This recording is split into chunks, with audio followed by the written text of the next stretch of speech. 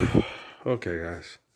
There's a couple of things I went to go look and see if, like Bob Marley, well, Haile Selassie went to Jamaica in 1966. Okay. So somebody came and talked to me about that thing with Rita that she said he saw his hands up and the light came through them and there was like holes in it from the crucifixion and stuff. And I was like, did it ever occur to you that the CIA did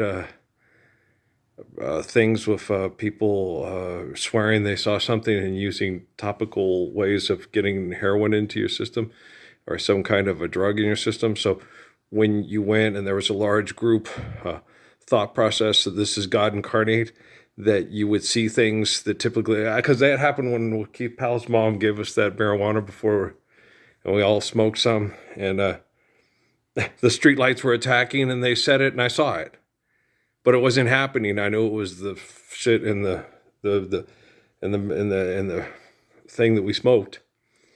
Oh wow, there you go. Okay, there you go, Rita Marley. Okay, they had us smoke a blunt, and we went walking to the movies, and you could see the fire in the Chevette. They said, "Look, there's a fire in the Chevette." And Keith opened up the door and was peeing, and they putting the fire out, and it was going out when he was peeing on it. Everything they suggested, you saw. All right. And it was in the blunt that we smoked. I took a few sparks from a blunt before, so and that was in 1979 or 80, or in the 1980.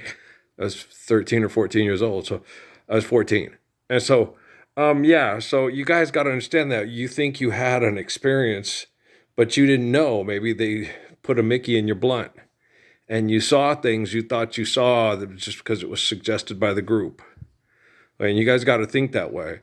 And another thing is like, when your impulse to to step into a genre or into a different point of, they're using your egos to continue the conflict to keep themselves in business because they're addicted to it, like Mrs. Carter singing country music. Okay? And so you guys got to understand they're going to use your addictions and they're going to use your impulses and they can't get you to do anything you don't want to do, but you are being manipulated, you are being drugged, you are being programmed when you sleep with Wi-Fi and things like that. It's obvious. And so you guys got to really step outside your box in faith based on reality. Okay. On genetics, we got to talk about genetics. Now, you, okay, when you have memories, a lot of people die from their memories because they can't go back, like Elise McKinnon with the penny on the Christopher Reeves and what was her name again? Jane Seymour movie, right? And so, guys, we share spiritual molecular similitudes. Like I tell everybody, the spirit of Elijah and John the Baptist is Haile Selassie. Okay, doesn't mean he's God incarnated. It just means he's the spirit of the messengers of the messiahs. Okay, so he shares memories with these people. Now I can't go back to when times were good with me and Yolanda or Stephanie or Amy and when I had my kids and stuff like that. I can have those memories. I can help us live the Lord's Prayer so I can continue to share those beautiful memories and share with, when the kids got sick, that's hard. You feel it. Usually the sick is because we're put into toxic conditions through social conflict, through irrational relative interactivity of human beings. In other words, we're not living the faith of Psalms, the wisdom of Proverbs, and the perfect applications of the eternal perfection of the Lord's Prayer. You guys understand? And so people are molecularly similar. It doesn't mean they have to be sexually molecularly similar. It means they have to be in spirit similar. So my family was taught to love Jesus Christ and accept him as their Lord and Savior. And therefore I could be from Great Britain, but be the vassal for the spirit of the one who's most like Adam, Moses, David, Jesus, John. Get it?